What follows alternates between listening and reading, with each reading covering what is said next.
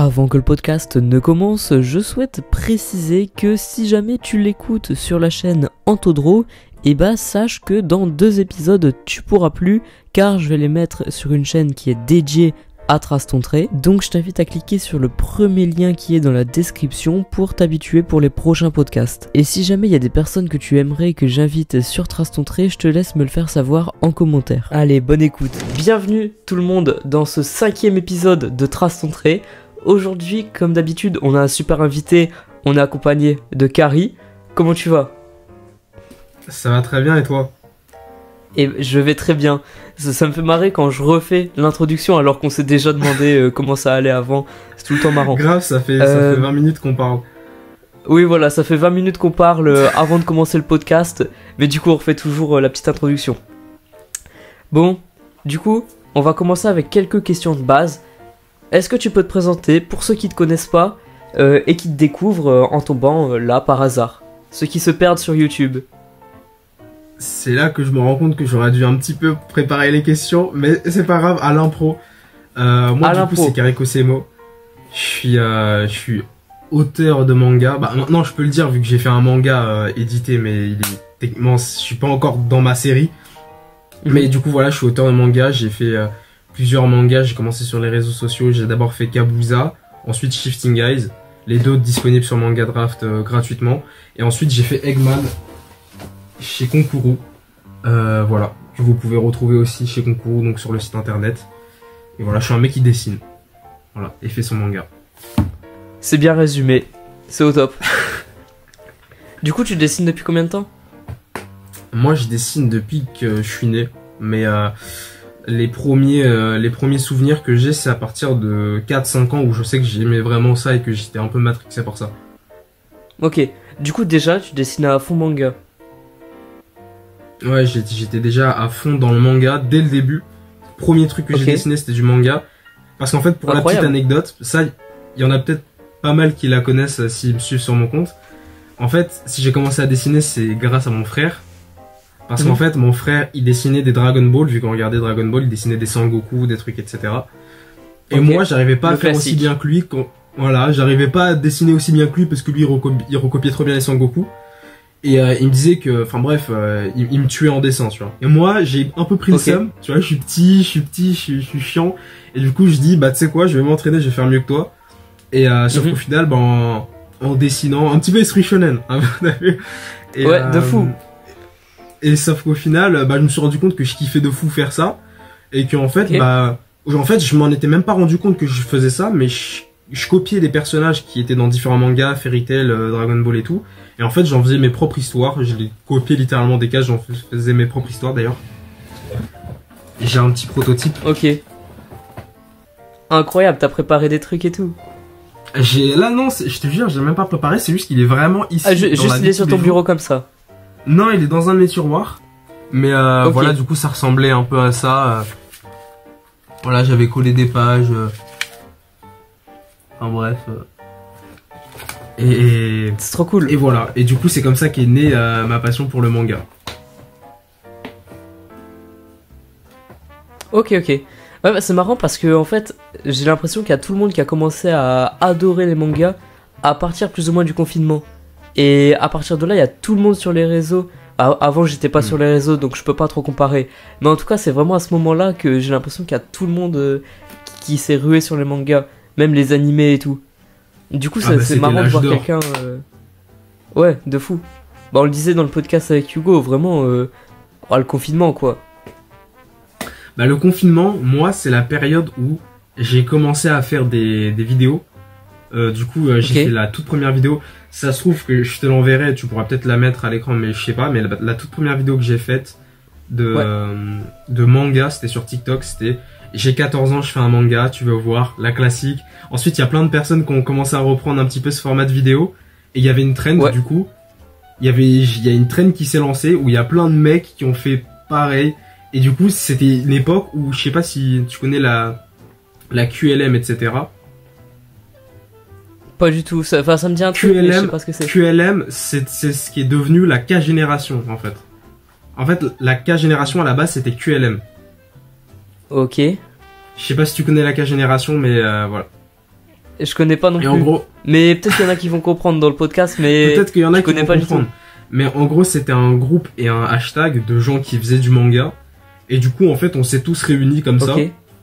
Il y en avait déjà qui faisaient des vidéos sur leur propre manga et tout. Donc moi, j'ai rejoint un petit peu le groupe. Et moi, je continue de faire des vidéos TikTok à côté. Et voilà, c'est comme ça que j'ai commencé. Ok, incroyable. Et bah, ça fait une petite anecdote que je connaissais pas. Je connaissais pas du tout ce truc. Ok, c'est stylé. Du coup, ça date pas d'hier que tu fais des vidéos.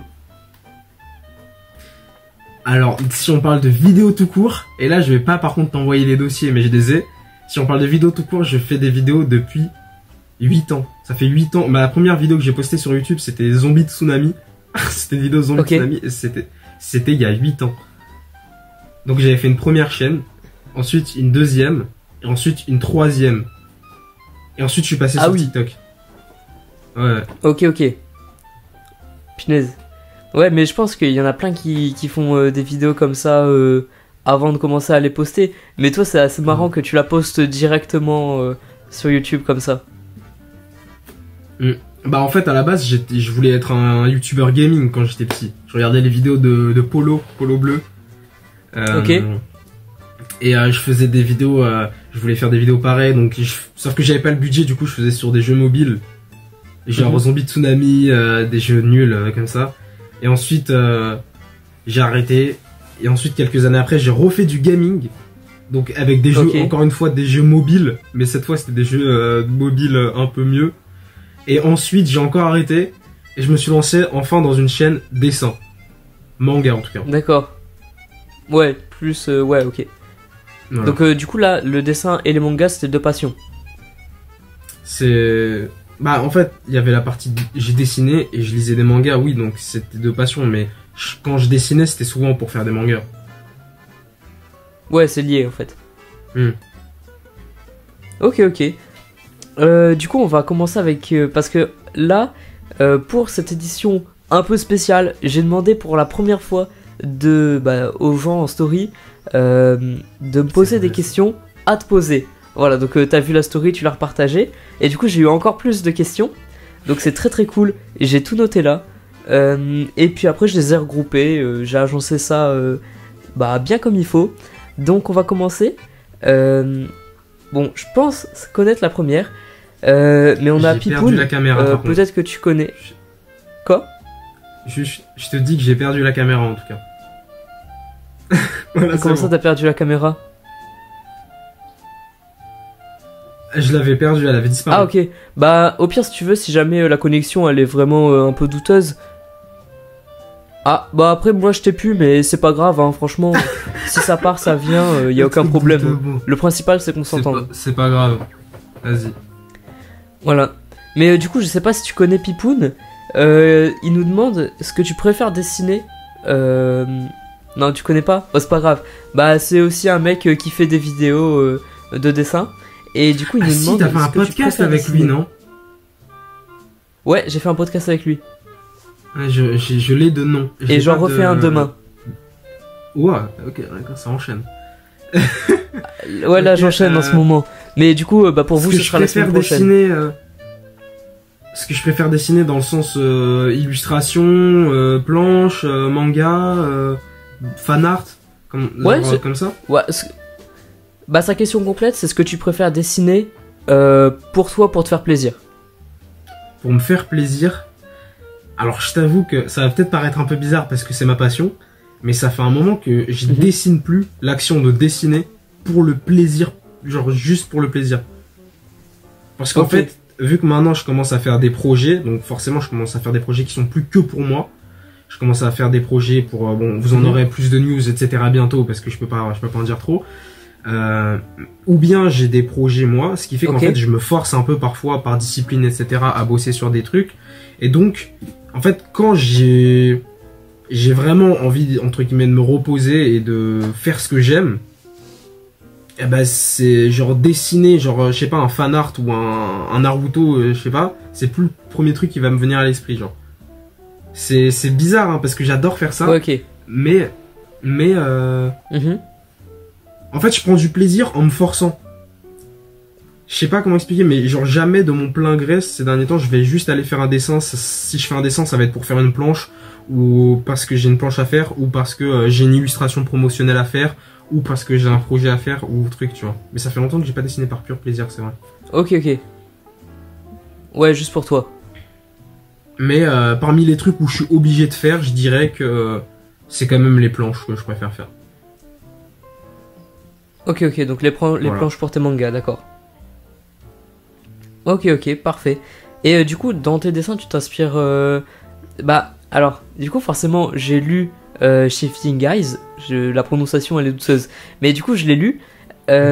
Et j'ai vu quelques inspirations de Jujutsu Kaisen. Tu me dis si c'est vrai ou pas. Je pense que oui. Au niveau...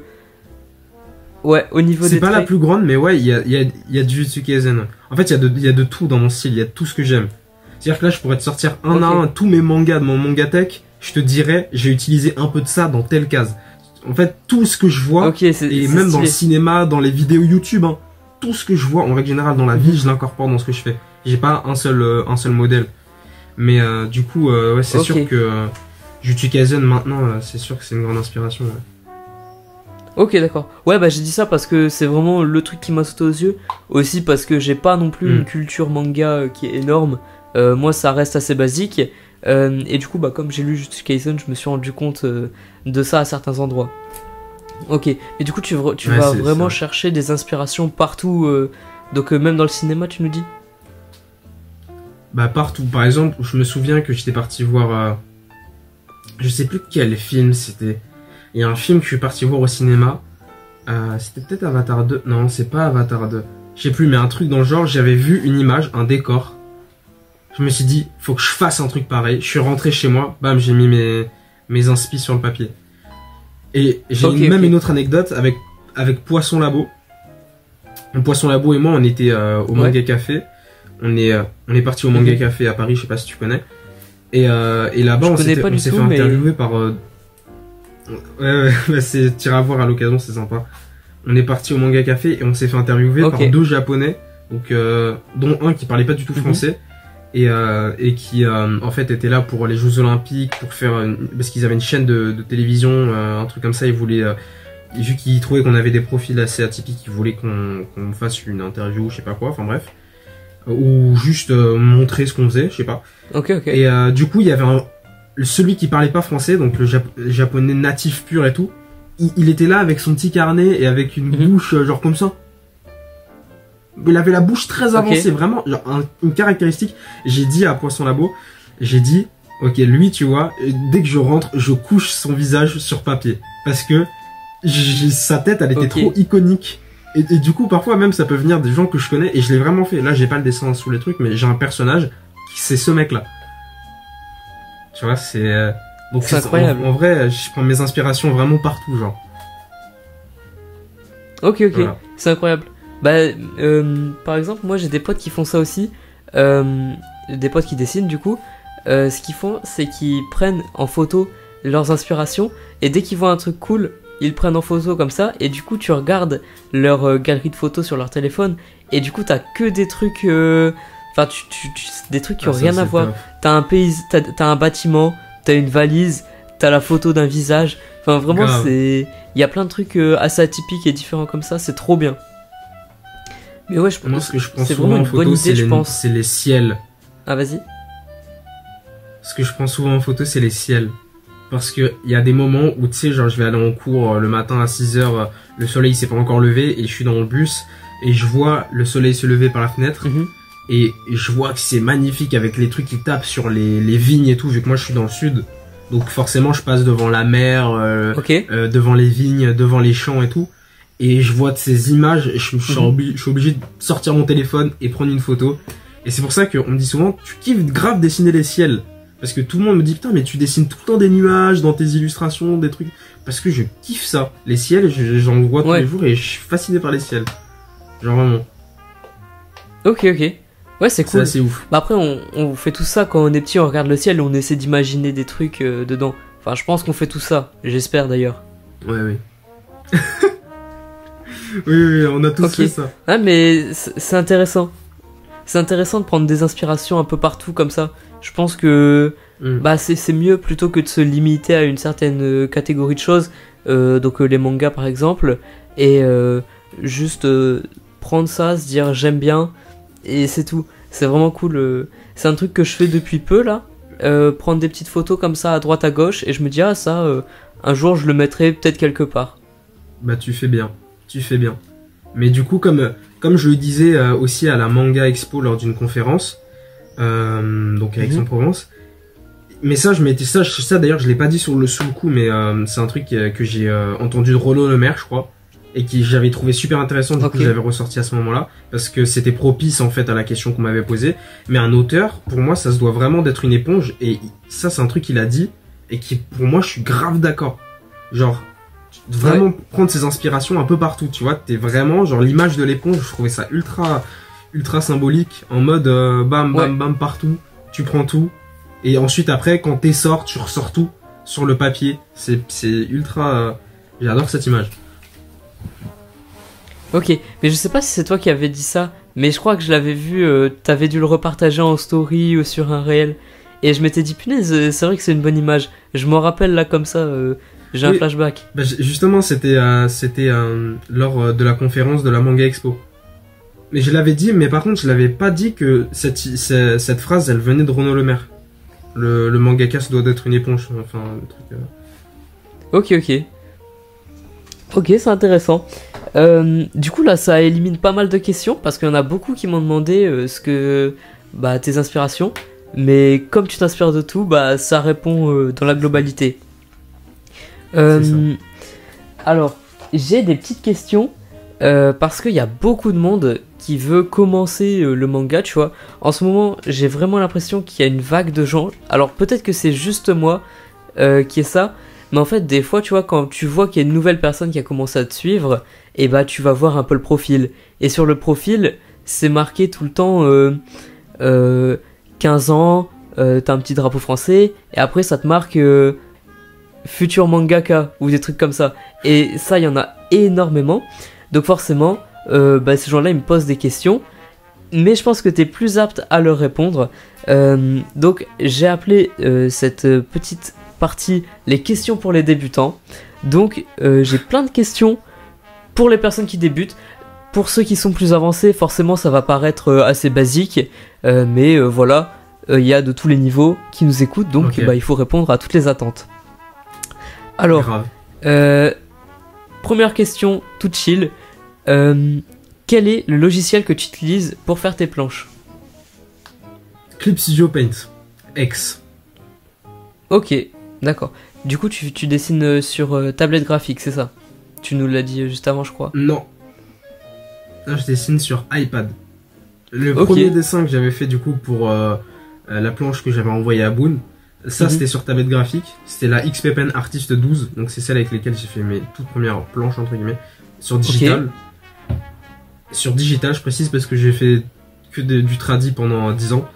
Et ensuite je suis passé sur l'iPad 9ème génération avec lequel je fais tous mes trucs actuellement, et qui tient bien le coup, même si bon il commence à être au bout de ses capacités, il commence à être fatigué. Le pauvre. Ouais, parce qu'il y a plus de stockage. Mais j'ai remarqué qu'il y a pas mal de gens en ce moment qui utilisent l'iPad pour faire des vraies planches et tout. J'étais assez étonné, mais franchement je trouve ça cool. Je crois que Hugo, si je dis pas de bêtises, il fait certaines de ses planches sur iPad aussi. Ouais, je crois qu'il fait toutes ses planches sur iPad. Ok, mais je sais plus, je crois qu'il avait dit pour celles qui sont vraiment complexes, enfin après je veux pas parler à sa place, mais pour celles qui sont vraiment complexes... Oui, voilà. T'as raison, moi je dis juste par rapport à ce que j'avais entendu, mais si ça se trouve t'as mieux entendu que moi, hein. Donc j'ai peut-être mal entendu aussi, franchement. Ok. C'est toi qui as raison. Je sais pas. Du coup, là c'est un de mes potes, IRL, qui me demande est-ce que t'auras un conseil, un conseil pour les bases dans le monde du manga. Alors, la question elle est ultra large, vraiment. Ça englobe tellement de choses. Mais voilà, un truc... il voudrait créer un one-shot.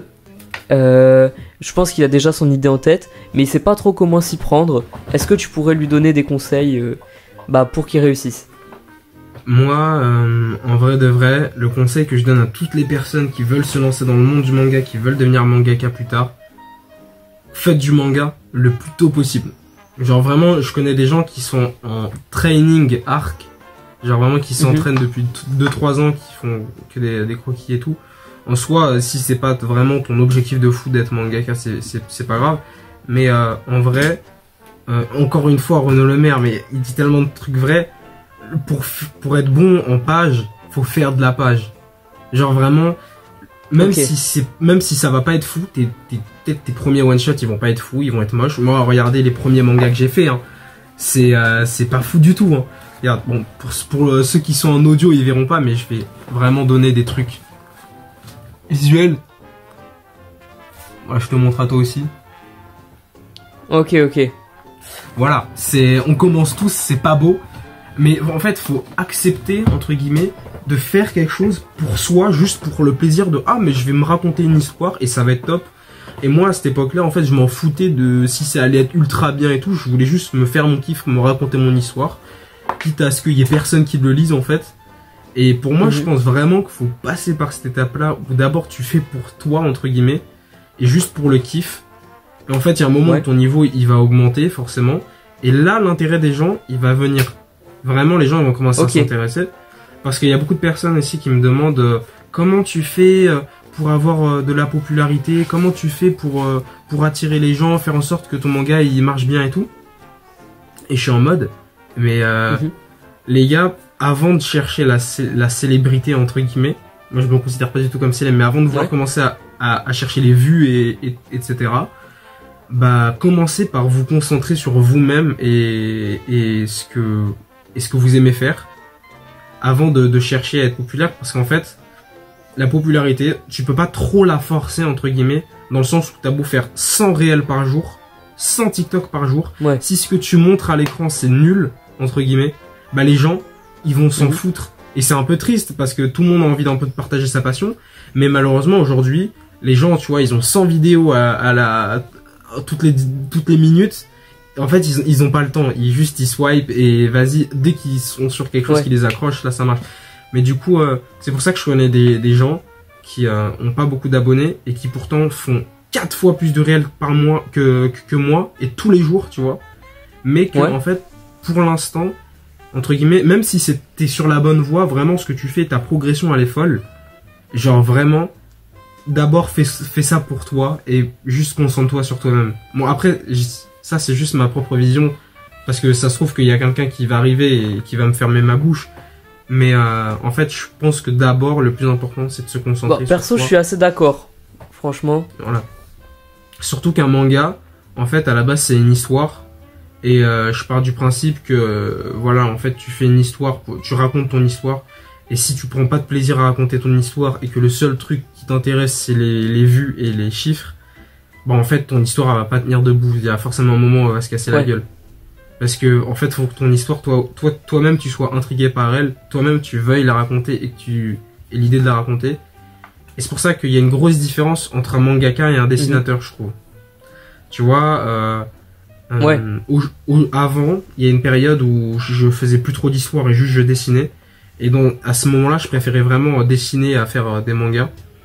Et maintenant, je préfère 1 milliard écrire juste mes mangas et les faire, tu vois, plutôt que juste dessiner sans rien. Ok. À moins que je fasse une illustration et que ça soit une illustration de mon projet actuel, tu vois. D'accord, ok, je vois. Donc, t'adores raconter des histoires aussi, c'est ton truc. Ok, d'accord. C'est ça. Bah, ça rejoint une question qui allait venir après, mais du coup, pour toi, ça répond à la question. Mais donc, pour toi, le manga c'est plus un art narratif que visuel.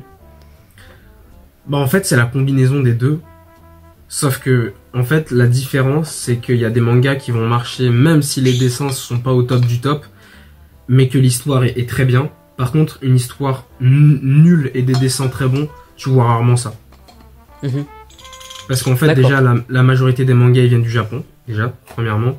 Et au Japon, ils ont un truc où Si t'es juste très très bon en dessin, bon déjà ils vont essayer de t'accompagner pour que tu t'améliores en histoire. Mais si vraiment t'es pas bon, eh ben ils vont juste te plaquer avec un mec qui a un scénario et qui a besoin d'un dessinateur en fait. Ok, d'accord. Parce que je sais pas si tu connais, mais au Japon il y a des concours. Donc il y a des concours comme le Tezuka où c'est tu fais le scénario et le dessin. Et il y a des concours où c'est juste le dessin. Et il y a des concours où c'est juste le scénario. Il y a des concours de scénaristes où ils doivent en fait te faire des scripts, ils doivent te faire 100 pages de script et en fait c'est à qui le meilleur. Donc en fait c'est pas comme en France où tout le monde peut se proclamer scénariste. Là-bas c'est vraiment la crème de la crème qui vraiment passe scénariste et a le droit à un dessinateur pour passer dans le jump genre. Ok, d'accord. Et du coup en France il n'y a pas tout ça, le principe des concours comme ça pour trouver des scénaristes, des dessinateurs? Alors il y a certaines maisons d'édition qui ont essayé de s'y coller. Déjà il y a Kana qui a fait l'année dernière le Summer Feeling. Donc c'est un concours pour se faire éditer aussi. Ok. Donc il y a eu 2 gagnants je crois qui ont signé, ou une seule qui a signé, je sais plus. Il y a aussi eu les tremplins Kiun.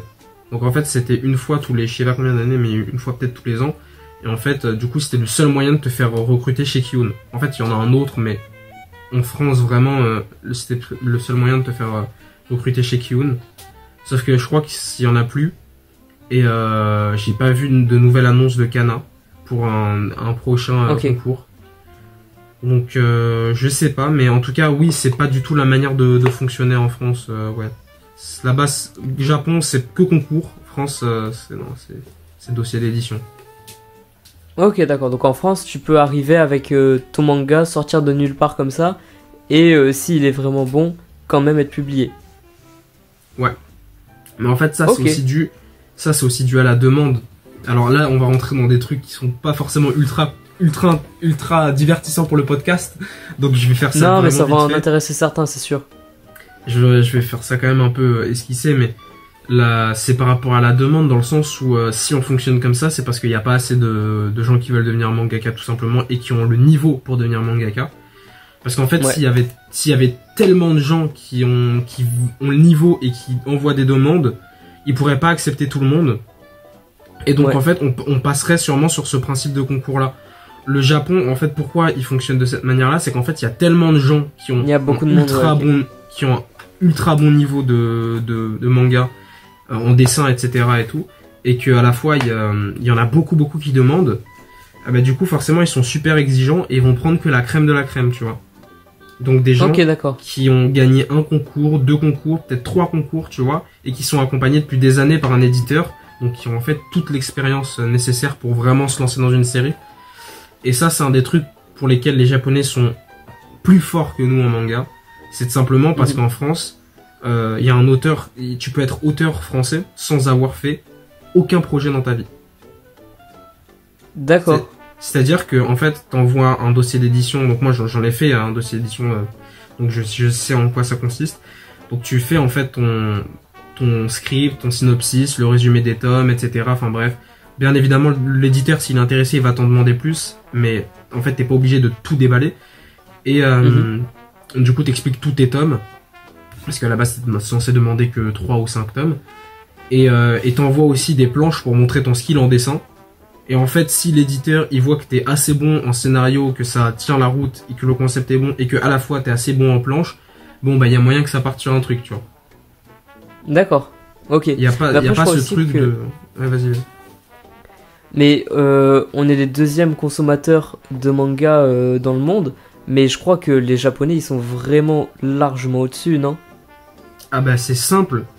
Tout le monde lit du manga au Japon. C'est-à-dire qu'en fait il n'y a aucun Japonais qui ne peut ne pas avoir lu de manga, tout simplement parce que même à l'école en fait ils font lire du manga. D'accord, ok. Donc en fait tu vois j'ai mon meilleur ami du coup qui est Taka Notsume, peut-être que certains connaissent sur les réseaux sociaux. Du coup sa femme est japonaise et il a vécu 1 an au Japon. Et en fait sa belle-mère, son beau-père, etc. il disait oui je suis pas fan de manga. Je suis pas un fan de manga. Et pourtant, ils avaient lu plein de mangas, tu vois. Et ils lisent des mangas, tu vois. Mais en fait, là-bas, être fan de manga, c'est vraiment être le gros otaku, tu vois. Le gros otaku pur. Mais parce qu'en fait, c'est tellement quelque chose ancré dans leur culture que du coup, en fait, tout le monde en lit et du coup, ça devient une banalité. Tu sais, c'est comme tout le monde prend pas du pain à table, tu vois. Mais en fait, on a tous déjà goûté à du pain parce que c'est dans notre culture, tu vois. Ok. Et voilà, donc en fait, c'est ça un petit peu comme les croissants. Enfin bref, tu vois, c'est un peu ça. J'ai failli sortir l'exemple, ouais. Bah du coup, voilà. Du coup, forcément, ils nous fument en termes de consommation de manga, hein, c'est sûr. D'accord, ok. Du coup, par la suite, t'aimerais bien t'exporter au Japon ou pour l'instant tu veux rester que en France? Alors, en fait, les deux m'intéressent. En soi, tout dépendra de si je suis pris le plus tôt possible en France ou pas. Mais par contre, là, je vais bientôt tenter des concours japonais. D'accord. Et je le fais pas seulement pour être édité au Japon, mais je le fais surtout pour l'expérience, parce qu'il y a plein d'expériences auprès des tanto, enfin des éditeurs japonais, que tu n'auras jamais en France. Et ça, c'est super intéressant en vrai. Leur expérience, elle est folle à ces mecs-là. Et j'ai envie de vivre l'expérience du coup. Ok. Et du coup, bon, ça c'est... On sort du domaine du dessin, mais du coup, est-ce que t'apprends le japonais en parallèle ou pas pour pouvoir parler J'ai commencé. Là, ces derniers temps, j'ai été rattrapé par ma tonne de projets, littéralement. Mais en soi, je sais que j'aurais pu quand même un petit peu... Mais j'avoue que j'ai été un peu rattrapé. J'ai plus su où le caler. J'ai plus su où le caler dans mon emploi du temps. Mais faut que je m'y remette, ouais. Faut vraiment que je m'y remette. Ok. Mais dans tous les cas, j'ai beau apprendre le japonais, être quasi bilingue, j'aurai jamais le niveau de toute ma vie pour écrire une histoire en japonais.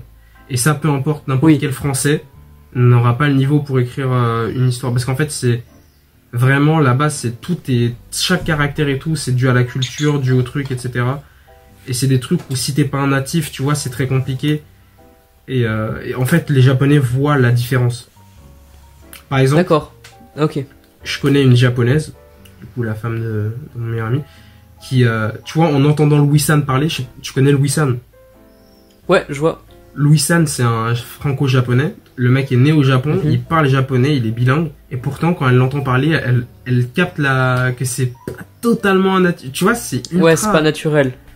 C'est alors que pourtant, il a vécu plein d'années au Japon. Il est né là-bas, c'est la première langue qu'il a appris à parler. Mais en fait, c'est tellement subtil cette langue que pour avoir le niveau pour écrire ses propres histoires, c'est ouf. Ouais, ok, du coup, tu passes par un traducteur si jamais tu veux être exporté au Japon. Faut passer par un traducteur et je dirais même plus, en fait, un réinterprétateur. Je sais pas comment dire, tu vois. Ok. Parce que tu peux pas dire la même chose exactement. Ouais, pour plus s'adapter au code. Ok, d'accord. Ok, bah c'est cool parce que du coup on répond à la question, à une des questions de la fin, mais c'est intéressant. À chaque fois je te déglingue tes questions. Faut que je parle moins. À chaque fois je déglingue tes questions que t'avais préparées pour après, faut que je parle un peu moins. Ah non, t'inquiète, y a aucun problème. Du coup là on va déglinguer pareil cette petite phase de questions pour les débutants. Avec une question d'un certain Yugo Draw, voilà, je sais pas, qui nous demande est-ce que ta beauté t'avantage-t-elle quand tu fais tes planches? Voilà, c'est la question qu'il te pose est-ce que quoi là, récemment. Est-ce que ta beauté t'avantage quand tu fais tes planches? Ou pas? Ma beauté. C'est une question de Yugo. Voilà, je sais pas, j'étais obligé de la mettre, je savais pas trop où la caler. Voilà, pas du coup je la cale juste après. Pas du tout, mais par contre ça fait plaisir. Merci frérot Hugo. Vraiment, il y a tout le monde qui pose des vraies questions et Hugo il arrive, il pose une question, c'est celle-là. Il me saoule. Bon, j'exagère, il a posé d'autres questions, c'était la dernière, mais du coup je l'ai mis en premier. Ok. Bref, du coup, on va pouvoir reprendre les petites questions pour ceux qui débutent. Pour qu'une planche de manga soit correcte et dynamique, est-ce que tu as des conseils pour quelqu'un qui voudrait réussir à en faire? Je pense que à chaque planche, entre guillemets, faut savoir ça va être quoi l'objectif de ta page. Okay. Par exemple, tu vois, j'ai dessiné des pages au tradi là, je peux en montrer à l'écran. Celle-là d'ailleurs j'ai fait le réel, je pense que peut-être tu l'as déjà vu sur Instagram. Ouais. Donc en fait cette page-là du coup elle représente du coup un moment qui s'est passé dans le chapitre 1, tu l'as sûrement vu. Et du coup bah en fait déjà je savais au moment où j'ai dessiné cette page et même celle du chapitre 1 que c'était le moment où vraiment ok on capte qu'il y a vraiment une tension et qu'il voit quelque chose et que bam il est figé, il voit un truc gigantesque devant lui. Donc en fait vraiment ce que j'ai essayé vraiment de représenter dans cette page, et ben du coup ça va être ça. Mais en fait pour moi c'est compliqué de faire des pages quand t'as pas un scénario derrière, dans le sens où justement en fait moi je me suis pas posé la question ouais qu'est-ce que je vais représenter dans cette page, ça va être quoi le message profond, mais juste en fait dans l'histoire il se passe ça, du coup bah forcément la planche découle de ça. Et c'est pour ça que moi, je conseille vraiment de faire des mangas et faire des pages, etc. Mais de faire des histoires, en fait, parce que ça accompagne ton dessin. Et en plus de ça, quand tu fais des histoires, eh ben, tu te retrouves à être obligé de dessiner des trucs que tu n'aurais pas dessiné si tu avais juste fait des planches d'entraînement. Genre, par exemple, mon personnage, il va partir acheter du pain. Bon, bah, il va peut-être croiser une bouche d'égout. Il va peut-être croiser un chien qui est en train de faire caca ou pipi sur l'arbre. Il va peut-être croiser la boulangère qui est en train de faire du pain. Donc, en fait, tu vas dessiner plein de trucs différents juste pour un personnage qui va chercher du pain. Donc, ça t'oblige en fait à faire des trucs. Et pareil, celle-là aussi, elle est en rapport avec l'histoire en fait.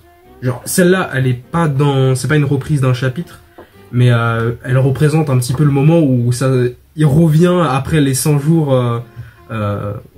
Voir la négativité et ça c'est l'affrontement final quoi. Du coup en fait je m'étais imaginé cette scène et forcément bah, ça a apparu comme ça, mais pour moi ouais histoire et ensuite planche.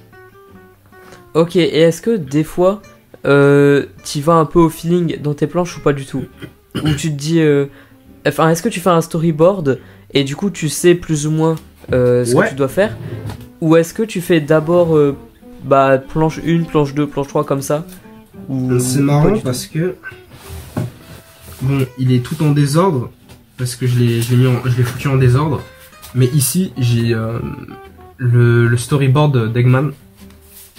Ok. Du coup en fait bah d'ailleurs cette page là qu'on voit ici là, eh ben on peut la retrouver ici. Ok. Donc tu vois en fait je l'ai d'abord fait en storyboard, mais en fait j'ai pas fait que elle, j'en ai fait plein d'autres, tu vois. D'accord.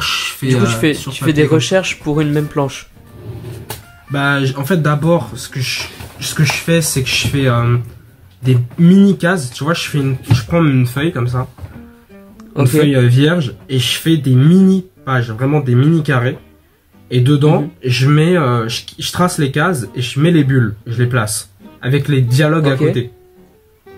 Avec les dialogues à côté. Comme ça, en fait, je sais qu'est-ce qu'il va y avoir à l'intérieur. Et parfois, je mets une petite description du genre Eggman en train de frapper Nanani de contre-plongée, tu vois. D'accord. Et en fait, une fois que je vais faire mon storyboard, j'ai plus qu'à recopier les cases, recopier les bulles, et ensuite dessiner, entre guillemets, au brouillon la scène que j'ai décrite. Et ensuite, je passe derrière au crayonné, ou parfois, quand mon storyboard est assez propre, j'encre direct sur mon storyboard. Et du coup, bah, je fais la version finale. Mais ouais, par contre, je passe toujours par un storyboard, par 2 étapes, entre guillemets, un peu de storyboard crayonné. Donc comme ça. Ok. Du coup, tu fais tout le temps storyboard, croquis plus poussé et ancrage. Ouais, c'est ça. D'accord. Et du coup, comment tu passes de ta planche qui est faite à la plume, du coup j'imagine, à la version digitale. Tu scannes, tu fais comment? Alors je fais pas toutes mes planches à la plume. J'en fais même plus au digital que j'en fais à la plume. Dans ma vie par contre j'en ai fait beaucoup plus au traditionnel qu'en digital, mais pour Shifting Eyes, Eggman et tout, j'ai fait presque la totalité au digital, mais par contre j'en ai fait quelques-unes à la plume en fait, histoire d'en avoir quelques-unes planches originales, et en plus de ça c'est marrant à faire, enfin bref, ça fait des vidéos, ça fait des lives, enfin bref. Non, j'ai craché. Ok. Et, et du coup, non en fait je prends en photo mon storyboard, je le baisse l'opacité et j'encre directement dessus. D'accord, classique. Ou bien, si je fais des planches comme ça, en fait, juste je les passe au scanner. Ensuite, je les fous en monochrome. C'est-à-dire que, histoire qu'il n'y ait que du noir et que du blanc. Et ensuite, je fais des petites retouches parce que forcément, le scanner, parfois, il n'a pas totalement bien scanné le truc. Mais généralement, ça me prend même pas 5 minutes cette étape en fait. Et ensuite, je trame et je rajoute les textes. Ok. Et ça, c'est une question plus pour moi, ça m'intéresse. Voilà, peut-être que ça va pas en intéresser grand monde. Comment tu fais tes trames? T'as déjà des trames de toutes faites pour le digital? Ou tu les fais à chaque fois tu les fais à chaque fois? Comment expliquer? En fait, non, forcément, je les fais à chaque fois. Mais en fait, sur digital, t'as un truc très cool, c'est qu'en fait, tu prends le lasso. Ouais. Ça te met un petit barème, une petite barre des tâches. Dedans, il y a la barre des tâches trame. Tu cliques dessus, tu peux choisir entre guillemets la taille de tes points, etc. Est-ce elles vont être plus foncées, plus claires, etc. Et ensuite, après, directement avec le pinceau ou avec ton stylo, tu peux en fait dessiner comme si c'était un stylo. Ce que tu peux pas faire dans la vraie vie avec des vraies trames, quoi, en fait. T'es obligé de cutter des trucs. Et pour les dégradés de trame, tu prends ton outil dégradé, tu le mets, et ensuite après c'est à toi de bien caler sur tes personnages, sur tes trucs, etc. Et de choisir aussi la bonne teinte de dégradé. Enfin, c'est assez long les trames en vrai. C'est pas, elles sont pas toutes faites. Il y a des outils qui te permettent de quand même faire en sorte que ça t'arrange et que ça soit plus rapide entre guillemets à faire. Mais non, s'il n'y a pas de trame toute faite en mode tu mets ta planche, t'appuies sur une IA et ça met toute ta planche direct, quoi. Non, je voyais pas ça comme ça, mais tu sais, je voyais plus t'as tout le temps, en fait c'est ce que j'allais, t'as tout le temps la brush à utiliser qui te fait tes points, hop, et t'as juste à dessiner. Mais du coup c'est ce que tu fais. Tu fais pas, par exemple, si ton tramage c'est des traits, des lignes, tu fais pas toutes tes lignes. Non. Ouais, forcément. Ok. Du coup, pour ça, c'est mieux sur le digital que sur Tradi. Oui. Mais en fait, tout dépend parce qu'un truc qui est cool sur Tradi, surtout si tu veux revendre tes pages derrière, les originales et tout, pour te faire de l'argent, c'est qu'en fait, les trames, ça rajoute une valeur ajoutée de malade. Dans le sens où si j'avais... En fait, et même pour ta satisfaction personnelle, quand tu finis une planche stylée au traditionnel, t'as qu'une envie, c'est d'avoir même les trames dessus et que tu puisses avoir ta planche complète directement entre les mains. Et ça, du coup, c'est une satisfaction que t'as pas au digital et qui, du coup, même si c'est un petit peu plus long, tu peux l'avoir au traditionnel et voilà, quoi. D'accord, du coup, tu vends certaines de tes planches ou tu les gardes toutes pour toi? Pour l'instant, j'en ai pas vendu parce que j'ai pas eu forcément d'occasion. Mais je sais qu'il y a des gens il y a plusieurs personnes qui à chaque fois sont intéressées. Et je sais que je pourrais les vendre si jamais à un moment je vais à une exposition d'art ou si je vais même à une Japan Expo. Qui sait, ça se trouve que je vais en vendre quelques-unes. Mais même en fait pour ma satisfaction personnelle. Voilà. Ok. Du coup, là, actuellement, est-ce que tu gagnes de l'argent avec tes dessins ou pas du tout? Oui. D'accord. Oui. Mais pas avec Shifting Eyes. Parce que vu que c'est sur Mangadraft, c'est une plateforme gratuite, je gagne rien avec Shifting Eyes. Donc c'est pour ça aussi que je veux le faire passer en maison d'édition. Et du coup, pour ça que je fais des démarches avec des éditeurs et tout. Mais forcément... pour des one-shots comme Konkuru, Konkuru ils payent leurs auteurs, même si c'est pas par exemple le même montant qu'une maison d'édition comme Kana, ils payent leurs auteurs. Mais actuellement un des plus gros projets sur lesquels je bosse actuellement, il me rapporte pas mal, ouais. Ça va. Ok, d'accord. Ok. Du coup t'as pas besoin de vendre des planches à côté pour gagner de l'argent? Non, mais par contre, je vais bientôt faire des commissions aussi. Ok. Voilà. Des commissions, du coup, pour tout type de dessin ou ou par exemple on te dit ouais, est-ce que bah je sais pas, si on te dit est-ce que tu peux dessiner mon fils en manga, tu le fais, ou est-ce que c'est est-ce que tu peux dessiner ce personnage là? Ouais, non, je peux tout faire, hormis faire être le dessinateur des gens en fait, hormis faire toutes leurs planches. S'ils veulent une ou deux planches, je peux leur faire, mais je vais pas être le dessinateur officiel. Voilà quoi. Si jamais il y a une mère qui vient me voir en mode j'aimerais 2 pages de manga pour l'anniversaire de mon fils, bon, je vais lui faire, tu vois.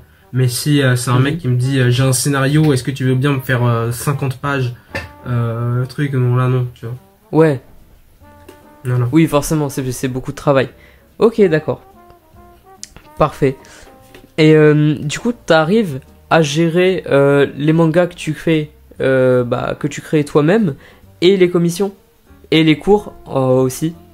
Alors, j'aimerais bien pouvoir faire ça, mais pour l'instant, c'est pas possible, dans le sens où justement c'est pour ça que j'ai pas encore lancé mes commissions et que je vais attendre la rentrée là sûrement. Mais oui, par contre, j'arrive à gérer les cours et mes projets. Mes projets rémunérés, ils passent en priorité, forcément. Donc déjà, ça, je peux pas bosser sur tout en même temps.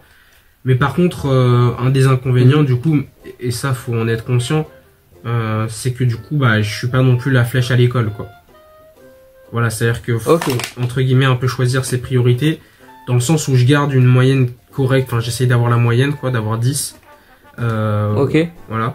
Mais parfois, ça m'arrive de descendre en dessous, malheureusement, parce que, en fait, j'ai eu un mois où j'étais full rush par rapport à un projet et tout. Mais du coup, voilà, en fait, c'est le jeu. Forcément, il y en a qui me disent comment tu fais pour gérer les cours, les vidéos, les mangas et tout. Je fais, je gère, mais il y a des endroits où tu t'es obligé de délaisser, tu vois, tu peux pas être au top partout. Donc, D'accord. Ok, parfait. Ensuite, on va passer à une question sans transition de Hugo. Une question intéressante. Non, c'est pas la même question qu'avant, t'inquiète. Quel est ton manga préféré du moment et quel est ton manga préféré de tous les temps? Alors déjà, mon manga préféré de tous les temps, c'est Bakuman. Ok. Voilà, il sera indétrônable, tout simplement parce que j'ai omis de le dire, mais lorsque je me suis lancé dans le manga, du coup, quand j'étais petit, forcément, il y avait les Dragon Ball, les Fairy Tail, etc. Mais en fait, c'est en regardant Bakuman que je me suis rendu compte que mais en fait ils font pareil que moi, ils font leurs histoires, leurs dessins, etc. Et en plus de ça, ça me faisait découvrir tout un monde. En fait, j'ai appris que c'était qu'une plume. Je savais pas qu'on dessinait avec une plume. Moi, je dessinais avec un bic, tu vois. Ça m'a appris qu'en fait comment faire vraiment des planches, parce que comme tu l'as vu, je dessinais sur des pages arrachées d'imprimante et que je collais dans des trucs. Ouais. Donc ça m'a appris en fait tout comment en fait ça se passe. Et le système au Japon, ça d'ailleurs, ça a été dévastateur quand je me suis rendu compte que c'était pas pareil en France, en fait. Voilà, parce que moi, toute ma vie, j'étais en mode la vie c'est Bakuman. Non, la vie c'est pas Bakuman. Voilà. Si tu vas au Japon, c'est Bakuman. À quelques détails près, parce que forcément, c'est un shonen, c'est un manga, donc ils embellissent un petit peu la réalité. Oui. C'est pas exactement pareil. La vérité, c'est que la vérité ressemble plus à. Je sais pas si t'as déjà regardé Bakuman. Non. Pour le coup, je peux pas regarder. Ça se trouve qu'il y en a qui vont capter, mais la vérité ressemble plus à la vie de Hidamaru-san. Je sais pas si vous voyez celui qui fait Rako 11. Voilà. La plupart du temps, c'est des mangaka qu'on peut plus, qui ont juste envie d'arrêter. C'est pas des mangaka comme Mashiro qui dessinent même à l'hôpital alors qu'ils ont une opération. Ça marche pas comme ça dans la vie. On voit les Jutsu Kaisen et les Oda qui prennent des pauses toutes les semaines, ils dessinent pas à l'hôpital. Au bout d'un moment, voilà, la vérité c'est comme ça, c'est que t'es sur le point de crever, tu te reposes. Voilà. Et c'est très dur parce que on montre vraiment les mangaka exemplaires, etc. Parce que forcément, le Jump veut renvoyer une bonne image, donc il contrôle quand même ce que disent les mangaka. Oui. Mais bon, c'est très dur et il y a plein de mangaka qui sont en dépression, en burn-out de fou, donc... Ça aussi, je préfère le dire, même si bon, ça a cassé un mythe en moi. Mais voilà. Et mon manga préféré du moment, ça fait un moment que j'ai pas lu de manga, mais...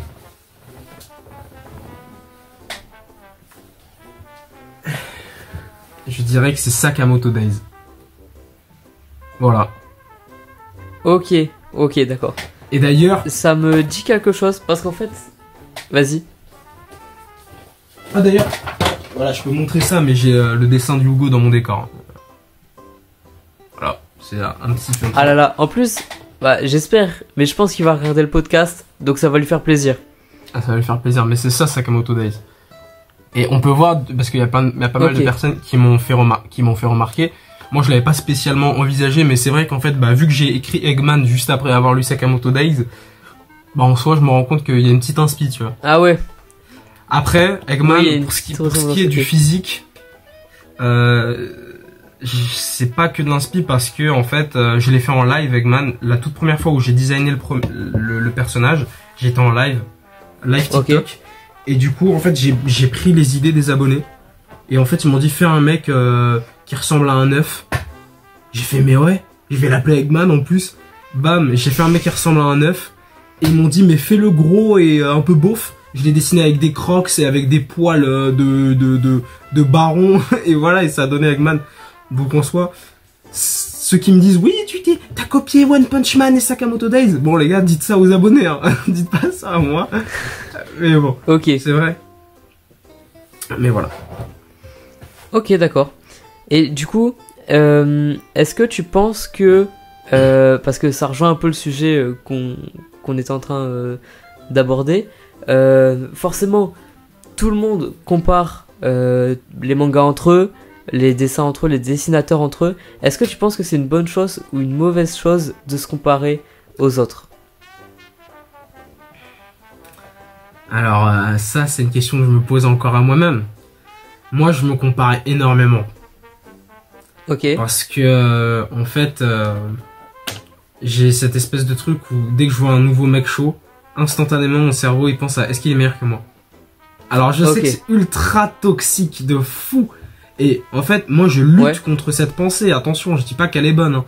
Mais mon cerveau il peut pas s'empêcher de se dire ça. Je suis désolé les gars, même si c'est pas sain, mon cerveau, je vais vous voir si vous êtes un minimum chaud. Mon cerveau, sachez qu'il s'est déjà posé la question est-ce qu'il est meilleur que moi ou pas. Voilà. Je comprends. Et ça dans tout ce que je fais. C'est-à-dire que je vais faire une cover de manga. Je vais regarder les autres mangaka qui ont fait leur cover. Je vais faire est-ce que leur cover elle est mieux que la mienne. Tant que la mienne n'est pas au même niveau que la leur, j'abandonne pas, je la refais. Enfin, j'abandonne pas la cover, j'en refais une autre, je sais pas quoi. Et c'est un des trucs peut-être aussi qui m'a permis de progresser, mais tu vois, y a un moment où du coup mon dessin ne faisait pas encore très professionnel. À Kabuza, je sais pas si t'as déjà lu Kabuza, mais Kabuza, c'était pas encore très pro. Le dessin était assez bon, mais c'était pas encore pro, tu vois. Et à ce moment-là, je me suis dit, pourquoi moi mon dessin, il se donne pas comme eux? Et j'ai ouvert des mangas, je me suis enfermé pendant une semaine, j'ai regardé des mangas, j'ai fait pourquoi ça donne pas le même rendu qu'eux.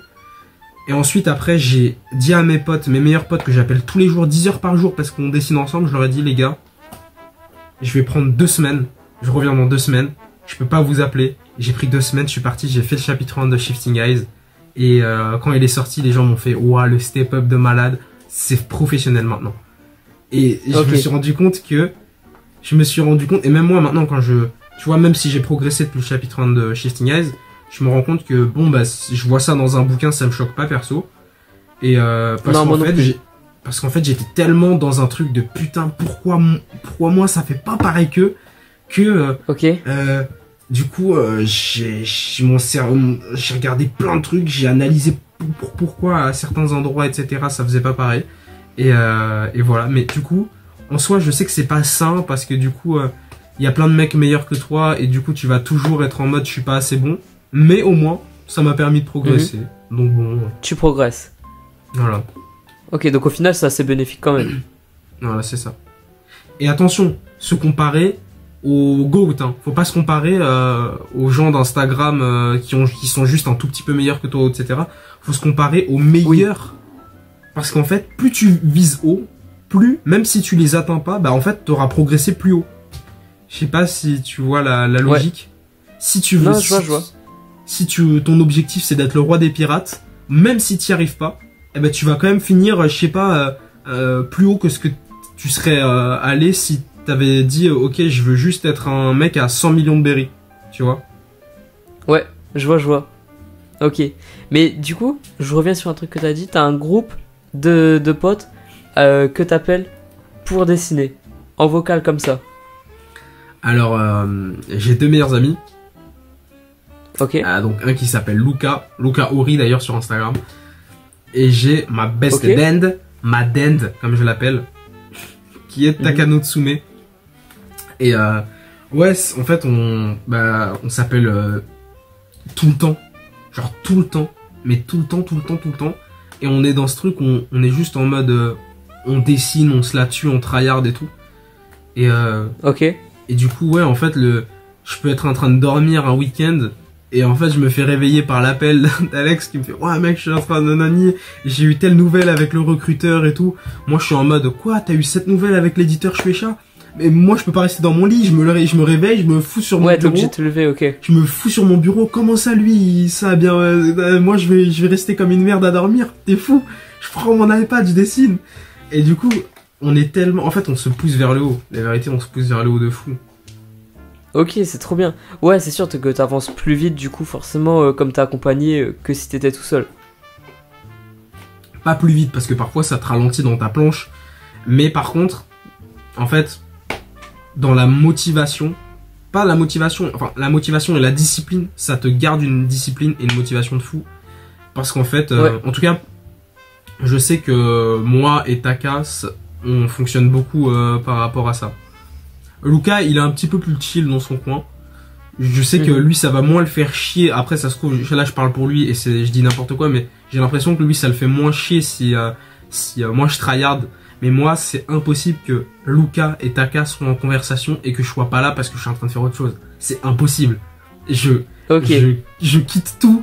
Je rejoins cette conversation. C'est mort. C'est pas possible que mes potes ils soient en train de tryhard et pas moi. Tu vois? Ok, c'est trop bien. Et du coup, vous parlez pendant l'appel, pendant que vous dessinez. Ouais.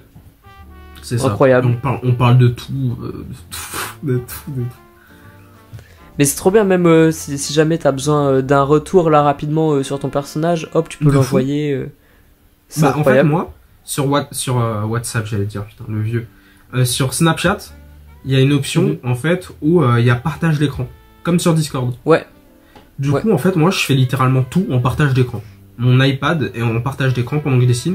Donc en fait, Alex Takano Tsume, lui, il voit la cover en avant-première, il voit la cover se faire en direct, il voit les illus se faire en direct, il voit les chapitres se faire en direct, il a vu Eggman se faire en direct, il voit tout en direct. Du coup, sachez les gars, s'il y a un projet en cours, Alex est au courant et Alex a déjà tout vu. Vous pouvez pas être plus au courant qu'Alex, il voit plus que ma famille, il voit plus que n'importe qui. Il voit autant que moi, le mec. Donc, ok. Voilà. C'est incroyable. Ouais, après, c'est tout le temps bien d'avoir des personnes à qui envoyer ce qu'on fait. Parce que des fois, quand on dessine depuis 2-3 heures d'affilée, ton cerveau, s'il y a des défauts, il va s'habituer, il va se dire, bon, ça va. Et du coup, si tu le montres à quelqu'un, il peut te dire, non, ça va pas, en fait. Après, Alex, c'est pas très critique. Alex, c'est pas très critique. Mais en fait, parce que entre guillemets, on en a plus trop besoin tous les deux dans le sens où on fait plus tellement de conneries pour que en fait, il y ait l'autre qui ait besoin de nous le rappeler. En fait, ça arrivait plus au début quand on était un peu moins bons tous les deux, par exemple en dessin, que maintenant, tu vois. Mais parfois, je vais lui raconter mon histoire. Par contre, au niveau de l'histoire, il va me faire ah mec, ça me fait trop penser à ça, moi j'aurais grave mis ça et tout. Et là par contre, tu vois, il va plus m'influencer par exemple sur ça. Ou moi par contre, il va me raconter son histoire, je vais être en mode ouais, banger et tout, enfin bref. Donc en fait, j'ai l'impression que on se raconte plus nos histoires qu'on se dit nos critiques en dessin, genre Ok. Voilà. On n'est pas très critique en dessin. D'accord. Et du coup, tu fais ça depuis longtemps? Alex, ouais, ça fait peut-être 2 ans qu'on est au hôtel tous les jours. Hein. Ok, c'est incroyable. Ouais. Du coup, après ta journée de cours, hop, t'allumes ton iPad et c'est parti. J'allume mon iPad, c'est parti. Rien que là, avant le podcast, j'étais avec eux. Hein. Enfin, avec eux. Donc. Ok. Ouais, c'est ça. Et du coup, en fait, ça te force. Ok, c'est trop bien. En fait, surtout moi et Alex, ça nous force, entre guillemets. Je dis pas ça en mode Luca Nani, mais Luca, il a un peu plus d'occupation que nous, vu que il avait le taf, etc. Enfin bref, donc forcément, il a beaucoup d'occupations, donc forcément, parfois, il peut pas tout le temps être là. Mais Alex et moi, on fonctionne beaucoup à putain, il est en train de tryhard. Ah, je peux pas. Ok. Je peux pas rien faire. Voilà. Ok, du coup, ça te fait dessiner plus. Tu penses que tu dessines combien de temps par jour à peu près? Tout dépend de la période, ça par contre. Il y a des jours où je vais dessiner 10 minutes. Et il y a des jours où je vais dessiner, je crois que le jour où j'ai le plus dessiné de ma vie, c'est 18 heures. J'ai fait une journée à 18 heures de dessin. Ouais. Mais ça, c'est pendant les gros projets. C'est pendant... Ouais. Parce que moi, j'ai l'habitude de me faire un truc. Attends, ça fait combien de temps? Ouais, ça fait déjà 1 heure qu'on parle, enfin bref. Moi, j'ai entre guillemets, une manière un peu chelou de penser. Enfin, de faire, pardon.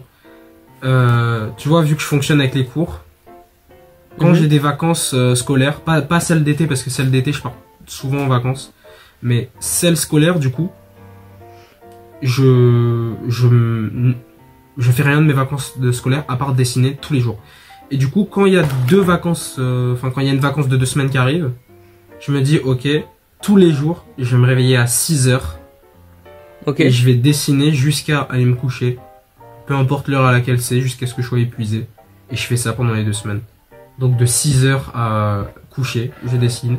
Et je prends aucune pause, si ce n'est manger, dormir, et se laver, et voilà. Ouais, les besoins de base, quoi.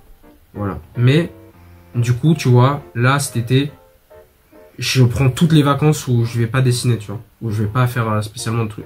Enfin, je vais sûrement dessiner parce que je peux pas me retenir non plus de rien faire. Oui, des petits trucs, ouais. Mais je vais pas être en mode tryhard sur un projet. Et du coup, pendant l'année scolaire, hors des vacances, je suis plus sur l'élaboration, je crois qu'on dit ça. L'élaboration de scénarios, d'illustrations. Ouais, la création. Voilà, en fait, je prépare le terrain c'est surtout les vacances où je tryhard, ouais. Ok. Du coup, t'es tout le temps en action, en fait, en train de faire un truc. C'est ça. C'est ça. C'est trop bien. D'accord. Et du coup, si jamais t'as un projet à faire, par exemple, comment tu fais? Tu fais d'abord l'histoire ou tu fais d'abord les dessins? Généralement. En fait, j'ai une manière de fonctionner différente avec chaque histoire. Ok. Alors, Kabuza, vu que c'était une histoire sur laquelle je travaillais depuis des années, en fait, avec un scénariste à la base, parce qu'à la base, j'étais pas le scénariste de Kabuza, au début. Mon scénariste m'a lâché parce qu'en fait, il avait une autre passion qui était plus intense, en fait. Ce qui est normal, du coup, il a préféré se focaliser sur ça, quitte à y mettre 100% de son temps. Donc moi, je me suis dit, je l'avais déjà teasé sur les réseaux sociaux, j'avais peut-être 40 000 abonnés, 40 000 personnes qui voulaient voir aboutir ce projet. Je me suis dit, bon, Kabuza, ça va partir. Et puis surtout que pour moi, c'était le projet, j'allais faire 40 tomes, tu vois. Enfin bref. Ok. Mais donc ça faisait bien 2 ans qu'on l'a bossé tous les jours. On avait même un studio dans notre collège que notre CPE nous avait donné parce que le CPE m'adorait, j'étais très proche avec lui, etc. Donc on avait un studio, un atelier, vraiment. Et du coup, ça faisait 2 ans qu'on travaillait là-dessus. Donc je connaissais déjà l'histoire.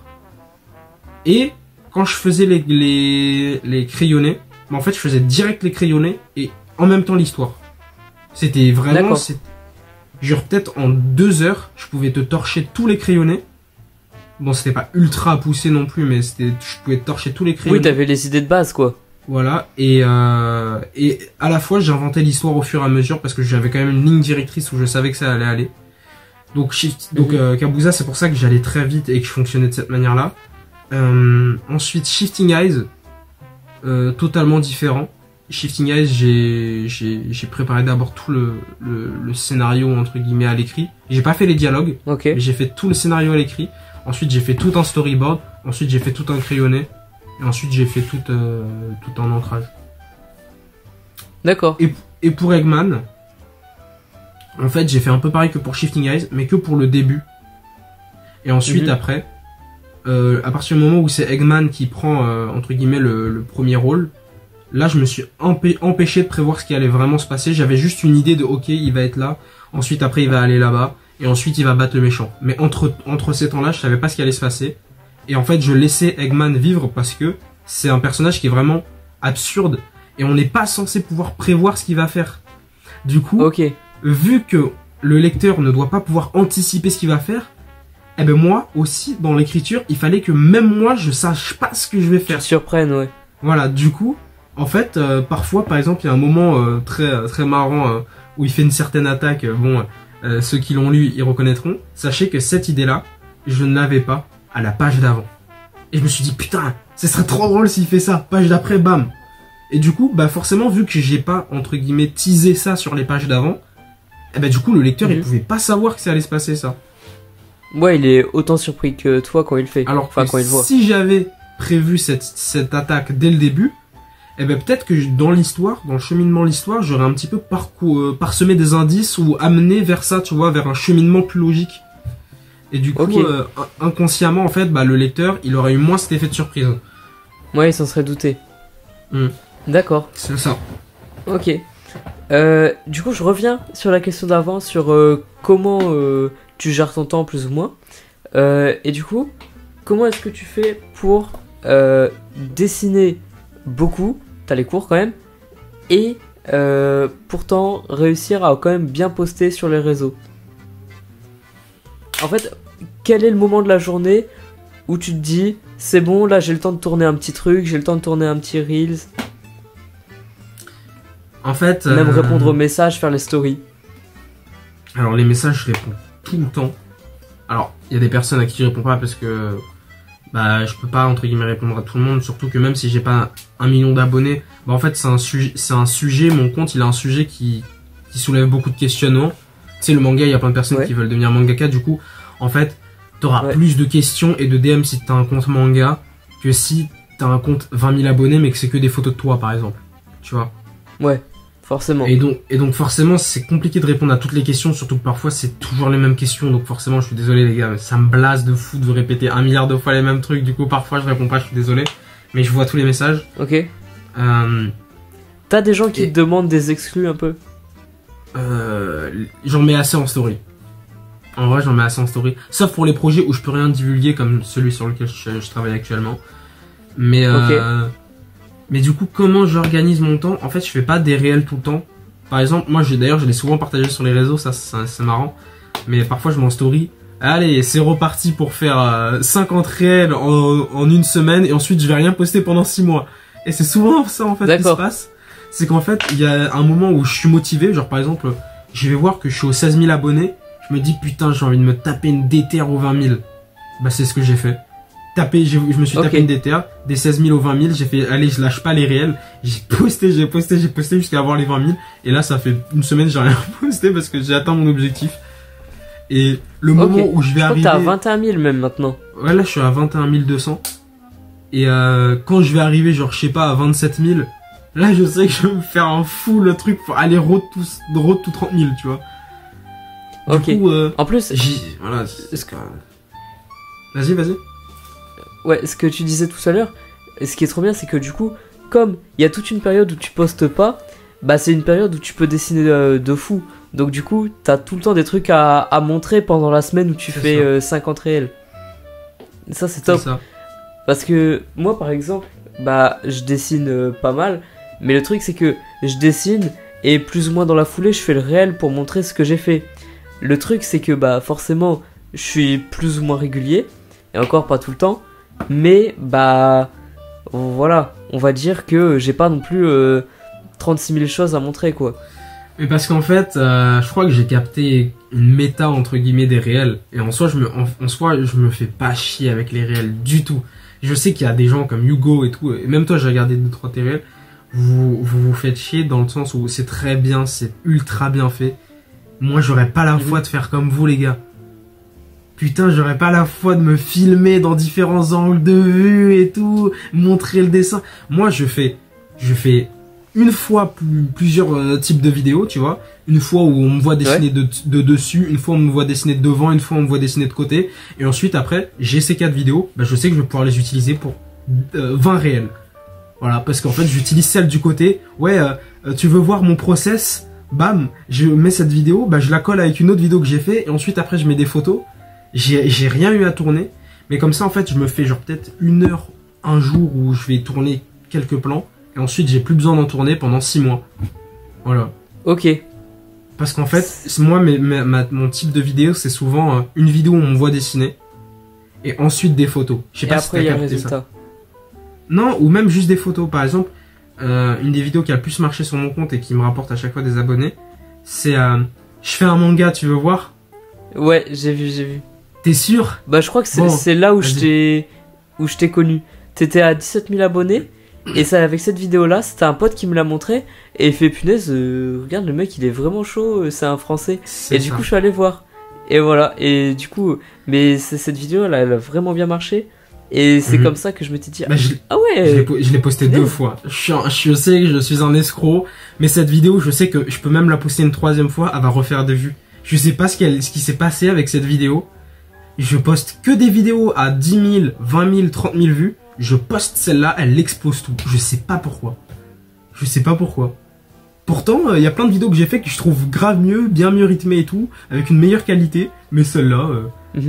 Mais en fait, c'est mon concept un peu de base. C'est la toute première vidéo que j'ai faite. Et bah, c'est celle-là qui, à chaque fois, entre guillemets, avec des remasters et tout, bien évidemment, je la refais au goût du jour. Mais c'est tout le temps celle-là qui me fait monter. Je sais pas pourquoi. Je sais pas, c'est marrant. Du coup, t'as fait combien la 2e fois où tu l'as posté? Je crois que là, bah, j'ai dépassé les 100 000. La première fois, j'ai fait la première fois, j'ai fait 300 et 380 000 vues, un truc comme ça. J'étais passé de 5 000 aux 17 000. Donc là, c'était vraiment l'explosion, quoi. J'avais mis peut-être 2 ans à faire des 0 à 5 000 et j'ai mis 1 semaine, même pas, 4 jours à faire des 5 000 aux 17 000. C'est incroyable. Ouais, ensuite, mais je crois que ça marche tout le temps comme ça. Hein. Ouais. Ensuite, j'ai stagné. Et là, j'ai ressorti la même vidéo. 17 000, 21 000. Non, c'est fou. Bon, après, attention. C'est pas que elle, parce que en soi, j'ai sorti plein d'autres vidéos et j'ai sorti des réels qui m'ont rapporté 300 abonnés, 300 abonnés, 300 abonnés. Mais elle m'a peut-être rapporté 3000 abonnés, tu vois. Ouais. Non, elle m'a peut-être ramené 2000 abonnés. Et ensuite, après, j'ai fait 2000 abonnés avec d'autres réels. Ok. Mais après, je pense que si Hugo ou moi, on n'arrive pas à faire le type de vidéo que tu fais, c'est parce que le contenu à la base, c'est pas le même en fait. Le truc, c'est que toi, tu fais plus... en fait, toi, le but, c'est vraiment de montrer ce que tu fais. Et nous, ça va plus être de donner des conseils, je trouve. Du coup, forcément, c'est plus compliqué de faire... Même de montrer le processus que vous faites. Hein. De quoi? Le processus que vous faites, j'ai l'impression aussi, vous montrez beaucoup le processus. Par exemple, toi, t'as fait un tableau, un truc abstrait. Bah, t'as montré comment... Ouais. T'as montré tout le processus. Voilà. Ouais. Alors que moi, je montre pas mon processus, en fait, je montre juste le résultat. Je suis là. D'accord. Je fais un manga, tu veux voir? Bam! Bam! Regarde! Direct, il y a le résultat. Ok. Bah, je vais tester cette méthode-là. Sur quelques réels, on verra. Je sais qu'il y a des gens qui l'ont fait, ça a pas mal marché, donc voilà, au petit bonheur la chance. Voilà, pourquoi pas tenter. C'est ça. Parfait. Bon, là je vais reprendre une question. Hop. Ah, celle-là je la trouve intéressante. Il y a quelqu'un qui nous demande quel genre d'histoire tu te sens pas du tout capable d'écrire.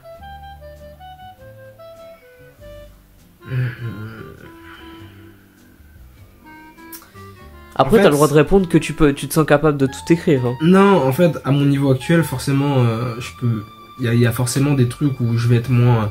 Par exemple, si je dois raconter l'expérience, la vie, un manga où le personnage principal il a 70 ans, bon bah je vais sûrement moins bien le raconter qu'un mangaka qui a 70 ans, tu vois. Mais en fait, je pars du principe qu'avec de la documentation, des efforts, etc. et en fait, travailler le truc, c'est-à-dire faire des corrections, tu peux à peu près raconter n'importe quelle histoire. Maintenant, il y a des histoires que je ne veux pas raconter parce que je n'aime pas ça. Par exemple, ça c'est un gros débat que j'ai avec Poisson Labo. Parce que lui, il adore faire des histoires où le but vraiment principal, c'est d'avoir un thème profond, de la réflexion, de la philosophie, etc. Que le lecteur, vraiment, il se penche sur quelque chose, sur une idée et qu'il y réfléchisse vraiment. Et je trouve vraiment, j'ai un énorme respect pour les gens qui font des histoires comme ça. Parce que c'est pas facile. Mais moi, c'est le genre d'histoire que je détesterais écrire. Ouais, c'est l'inverse d'Eggman, quoi. Parce qu'en fait, moi... Quand je fais une histoire, à la base je la fais pour moi-même. Mais mes mangas que j'aime le plus, c'est My Hero Academia, One Piece, Nanya Hana. Ce que j'adore le plus, c'est les mangas comme ce que je fais en fait. Et moi, je suis le premier fan de ma série. Je suis le premier consommateur de mon manga. Donc en fait, si je m'amuse pas en le dessinant, c'est mort. Vous allez le ressentir tout de suite. Donc en fait, je pars du principe que pour moi, faut faire ce qu'on aime. Et même si Poisson Labo, il a un peu de mal avec ce que je fais parce qu'il dit justement que c'est pas assez profond. Bon bah écoute, la vérité c'est que il y a un public pour ça et c'est majoritairement la majorité des gens qui regardent des mangas. Donc écoute. Voilà, la majorité des gens qui lisent des mangas, ils les lisent pour le divertissement. Donc ouais, pas pour aborder des sujets profonds. Voilà, et moi c'est cette catégorie de personnes que je vise. Donc écoute, on peut pas plaire à tout le monde et c'est pas grave. En vrai, c'est tant mieux, ça fait de la diversité et il y en a pour tous les goûts. Voilà. Ouais, c'est vrai, je suis d'accord. Ok. Et ben, je crois qu'on arrive quasiment sur la fin des questions. Là, j'ai regroupé du coup les questions de fin. Je sais pas combien de temps ça fait qu'on parle. Ça fait 1h16. Et ben, c'est déjà pas mal. Alors, est-ce qu'il va y avoir... Là, c'est vraiment la question que beaucoup de monde attend, je pense. Est-ce qu'il va y avoir une suite à Shifting Eyes ou pas? Tu sais que cette question, on me la pose au moins 10 fois par jour. je m'en doute. C'est pour ça que on la pose là. Et je sais pas combien de vues il va faire, mais au moins ce sera un certain nombre de personnes qui te la poseront pas. Mais en plus, je sais qu'il y a des gens qui me disent qu'en fait ils savaient pas, ils sont pas au courant que actuellement il y a pas d'autres chapitres qui sortent et qu'ils vont toutes les semaines réactualiser le site pour voir s'il y a pas un chapitre qui est sorti. Les gars, vous pouvez arrêter tout de suite parce que la suite de Shifting Eyes, elle se fera en maison d'édition ou rien. C'est la maison d'édition ou rien. Ok. Et tu vas même pas essayer de le finir juste pour toi, pour le garder en perso? Bah non, parce qu'en fait je pars du principe que là où je prendrai vraiment le plus de plaisir à la raconter, ça sera lorsque je l'aurai fait en maison d'édition. Et comme je t'ai dit, moi je suis un mec qui fonctionne beaucoup à est-ce que je kiffe faire ce que je fais. Et là où je vais le plus kiffer, ça va être lorsque je vais voir les gens kiffer leur tome en physique, les rencontrer en convention et qui puissent me dire ah j'ai bien aimé ce passage, j'ai moins aimé ce passage là, je kiffe cet arc ou j'adore ce personnage là ou j'aime un peu moins celui-ci. Et ça c'est en fait d'avoir vraiment entre guillemets une série suivie. Tu sais, genre vraiment où il y a un engouement dessus et les gens la suivent. Pas juste une série que 4000 personnes lisent sur Manga Draft. Ça va vraiment me changer, je pense. Ok. Et du coup, imaginons que là, demain, il y a une maison d'édition qui accepte de prendre Shifting Eyes. Franchement, je te le souhaite. Est-ce que t'as déjà pensé à la fin? Est-ce que tu sais déjà la suite que tu voudrais faire? Alors la suite, ouais, en fait, vu que j'ai proposé dans mon dossier d'édition et même à plusieurs éditeurs. D'ailleurs, faut savoir qu'à un moment, Shifting Eyes a failli être édité. Mais bon, voilà, ça c'est une autre paire de manches parce que j'avais 16 ans. Et puis même, il y a peut-être d'autres raisons aussi qui ont joué, mais donc c'est compliqué. Et qu'est-ce que je voulais dire à 16 ans, c'est pas possible de... Ah non. Ok. Même 17 ans, voire 18 ans, c'est chaud. Parce qu'en fait, je connais des mecs qui, même à 20 ans, se sont fait recal parce qu'en fait, t'es pas encore assez mature pour raconter une histoire. Même si le truc, il était ultra... Même, c'était limite le genre d'histoire profonde, justement, dont on parlait avant, tu vois. Mais t'es pas encore assez mature pour prendre du recul sur ton œuvre et pour comprendre tout ce qu'on te dit. Alors que le mec, il avait 35 ans, il était bien plus mature que moi ou que 80% des gens. Mais en fait, voilà, il y a ce truc où... en En fait, j'ai vraiment l'impression qu'il faut vraiment... Et c'est pour ça d'ailleurs que ça me saoulerait de fou d'écrire ce genre d'histoire. C'est qu'en fait, on te demande vraiment une réflexion de malade toi-même, en fait. Parce que si tu veux que le lecteur réfléchisse 10 secondes, faut que toi t'aies réfléchi 1000 heures avant, tu vois. Et ça, c'est un truc... c'est chiant, en fait. C'est pas forcément plus dur, mais c'est tellement long. C'est... Tu peux pas faire un manga très profond et le faire, par exemple, une fois tous les mois. Enfin, une fois toutes les semaines. Ok. C'est impossible. Les Attaques des Titans, ça a été publié par mois. Je crois que Berserk, c'était aussi par mois, si je me trompe pas. Vagabond, c'est encore pire, je crois. Donc en fait, les mangas comme ça, forcément, ça prend du temps. Et moi, en fait, j'aimerais m'orienter vers un manga toutes les semaines. La hype, voir des edits TikTok, que les gens ils soient en mode oh, qu'est-ce qui va se passer, nanani, ce perso là, qu'est-ce qu'il va faire. Moi, c'est ça mon rêve, tu vois. Ok. C'est que les gens ils soient à fond, ils soient pas en mode Alors, qu'est-ce que Yusuke a voulu dire à la ligne 32? Je pense que c'était une allitération en F. Non, ouais. J'ai pas envie qu'on fasse ça, tu vois. Ok. Donc. D'accord. Et du coup, t'as pas répondu à la question. T'as déjà pensé à la fin?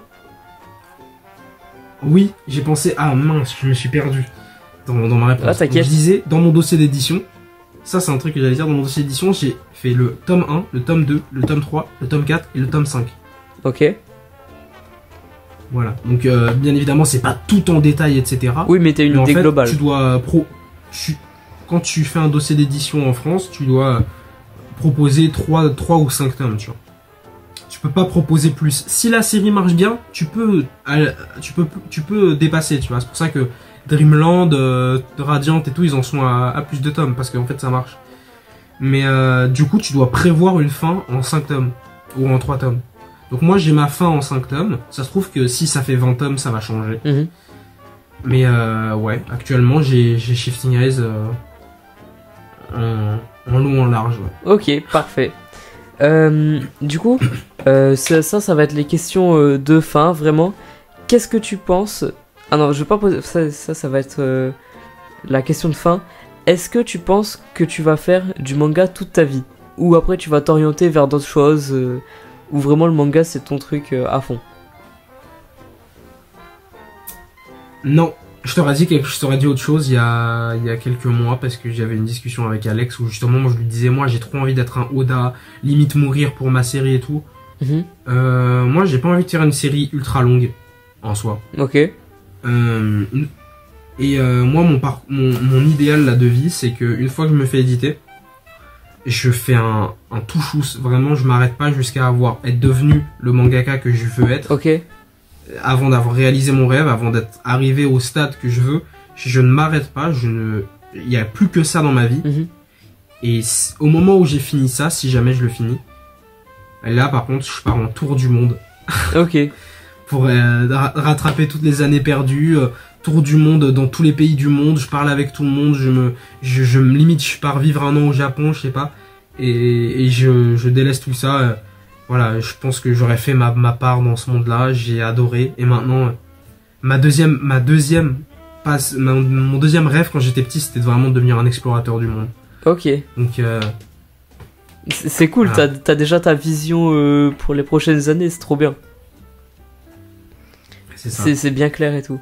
Ok, et du coup, on va finir avec la dernière question. Qu'est-ce que tu penses du manga français actuellement? Le manga français. Moi, j'ai un avis très contrasté là-dessus. Dans le sens où, d'un côté, et je vais commencer par le négatif, pour moi, la manière de fonctionner des maisons d'édition en France, c'est pas la plus idéale. Ok.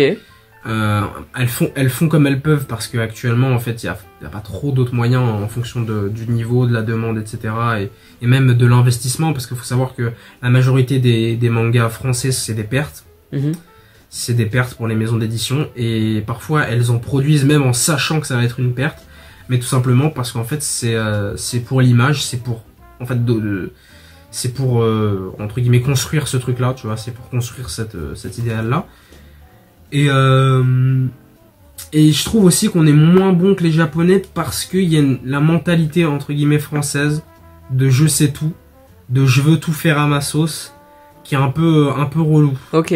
Dans le sens où et ça c'est un truc qui m'énerve beaucoup quand j'entends ça. Moi tu vois j'ai fait un manga en soi, je dis pas qu'il se passe au Japon, Shifting Eyes, mais ça se rapproche des codes japonais, tu vois. Je ne dis pas ça se passe au Japon, mais la majorité des gens assimilent cette image au Japon. D'accord. Et du coup, les gens ils sont en mode pourquoi tu fais un manga au Japon avec des noms japonais, t'es pas japonais, t'es français, tu devrais faire un manga français, nanani. Alors je pars du principe, t'es un boulanger libanais, je sais pas, ou japonais, tu vas prendre exemple, tu vas reprendre la même recette que les Français qui sont le meilleurs dans le domaine. Ok. Après, une fois que t'es devenu le maître de ton domaine, là tu te permets de faire d'inventer des recettes et tout. Mais en fait, je pars du principe qu'il y a trop de mangas, entre guillemets, en France, qui veulent être français juste pour être français parce que je suis français, j'ai envie de représenter la France et tout. Alors attention, c'est bien. Et c'est bien comme ça, il y a un public pour ce truc-là. Mais en fait, tu peux pas critiquer les auteurs qui, eux, ont envie de faire autre chose qu'un manga qui se passe à Paris où le mec il va acheter sa baguette. Parce que tout simplement, il a envie en fait de faire comme ce qu'il aime. Moi, ce que j'aime dans les mangas, c'est le fait justement que leur système scolaire il me plaît dans les mangas, que leur blaze il me plaît dans les mangas. Et ça, je kiffe, tu vois. Moi, un manga où le mec, il va chercher sa baguette à la pâtisserie, mais je m'ennuie à mourir, ouais. Tu vois. Je m'ennuie à mourir. Je préfère largement qu'il aille au combini plutôt qu'il aille à la boulangerie. Enfin, bref, après... Ouais. Et du coup, je suis en mode, chacun fait ce qu'il veut, mais il y a ce truc, cette mentalité française où on va critiquer les auteurs qui veulent faire un truc, entre guillemets, cliché. Mais la vérité, c'est que le truc cliché, pourquoi c'est cliché? Pas parce que c'est le truc que tout le monde a vu, c'est le truc qui marche le plus. Jujutsu Kaisen, c'est sorti, tout le monde a crié au cliché, ça a été celui qui a eu le plus de récompenses en 2023. Que ça soit en animé, que ça soit en manga, que ça soit en tout. Demon Slayer, c'est sorti, oh cliché, il a explosé tous les records, au bout d'un moment, faut arrêter, tu vois. Ouais. Les trucs clichés, les trucs grand public, c'est pas pour rien que ça s'appelle grand public. Tu vois, c'est parce que c'est tout le monde qui aime à peu près ça. D'accord. Et du coup, je trouve ça un peu dommage, ce truc de mépriser les auteurs qui veulent faire un truc un peu japonais. Je trouve ça dommage. Je trouve ça vraiment dommage. Voilà. Surtout que y a pas mal de personnes qui disent oui, mais pourquoi on pourrait pas faire des mangas qui se passent en France? Nous, à la base, le Japon, c'est pas notre culture et ça nous intéresse quand même. Pourquoi les autres pays, ils pourraient pas être intéressés par notre culture alors que c'est pas leur culture? Alors attention, encore une fois, nous ce qui nous a fait découvrir les mangas en France, c'est du Goldorak, c'est du Dragon Ball, c'est du One Piece, c'est du Naruto. Ça se passe pas au Japon, tu vois. Ouais. À la base, c'est des univers fantastiques. Et en fait, c'est en appréciant les mangas qu'on s'est renseigné en fait chacun tous sur le Japon et qu'on a fini par tomber sur des mangas qui sont un peu plus dans le quotidien des Japonais. Mais je pars du principe que tu dois d'abord faire un truc qui accroche tout le monde pour ensuite, après, faire des variantes. Ouais, se spécialiser, ok. Voilà. Les Japonais, pour faire un truc qui va marcher, ils ont d'abord fait des trucs comme My Hero Academia, où ça parle à tout le monde, parce que s'il n'y a pas d'univers préalable, mais c'est des trucs, ça parle comics, etc. Tout le monde a déjà entendu parler de ça. Et forcément, du coup, on accroche. Et c'est comme ça que ça a marché aux États-Unis, etc., parce qu'ils connaissaient bien les comics. Pareil, des mangas comme One Piece, tout le monde connaît les pirates, donc forcément, voilà. Et ensuite, ils te sortent un Jujutsu Kaisen, mais un Jujutsu Kaisen, s'il marche, c'est parce que avant lui, il y a eu les autres. D'accord, ok. Je pense en vrai que si Jujutsu Kaisen ça avait été le premier manga, ça n'aurait pas été international. Je pense pas. Ok. Je pense pas, parce que c'est le fait que maintenant, il y a tellement de gens qui, avec les animés, ont adopté entre guillemets et ont commencé à s'intéresser à la culture japonaise qui fait qu'aujourd'hui on aime bien Jujutsu Kaisen. Mais en soi, si à la base on connaît pas le Japon, bon, qu'est-ce qu'on s'en fout d'un mec qui chasse des monstres à Tokyo en soi? Ouais. Tu vois, mais c'est parce que maintenant, le monde entier, il y a beaucoup de personnes qui adorent la culture japonaise, tu vois. Du coup, pour moi c'est ça. Donc pour moi les mangas français c'est pas spécialement le premier truc à faire, mais après, voilà. Mais à la fois, du coup, je vais terminer sur le positif. Et d'ailleurs, c'est plus positif que négatif. Ok. Le manga français, c'est en train de cartonner, c'est en train de plus en plus marcher. Et je suis trop content de ça parce que le manga français, ça a un avenir. C'est surtout ça qu'il faut retenir. Le manga français, c'est un avenir. Mais je trouve pas que ça soit, pour l'instant, le meilleur départ, entre guillemets, possible qu'on peut faire. On pourrait frapper encore plus fort, c'est juste ça que je dis. Ok, d'accord. Mais ça va être mieux après, tu penses. Mais le manga français... Voilà, mais tu vois, pour moi, un Reaper, c'est totalement ce qu'il faut faire, tu vois. Ouais. Un Radiant, c'est totalement ce qu'il faut faire. Et d'ailleurs, tu regardes, parce que ce que je dis, c'est aussi basé sur des faits, c'est que Radiant est le manga français le plus vendu à l'international, et il se passe dans un univers fantastique, du coup que tout le monde peut s'identifier, entre guillemets, peut s'imaginer. Et Dreamland, qui est le manga le plus vendu en France, ouais, est moins vendu à l'étranger que Radiant. Ok. Parce que justement, ça se passe à Montpellier, ça parle pas à tout le monde, tu vois. Ouais, ça peut pas parler à la terre entière, ok. Donc, il y a ce truc où, pour moi, vaut mieux commencer sur des Reapers, des Radiant, des Space Punch. Lui, il est dans un univers inventé, tu vois. Plutôt que commencer par un manga qui se passe à Paris ou à Lyon, ou je sais pas, à Lille.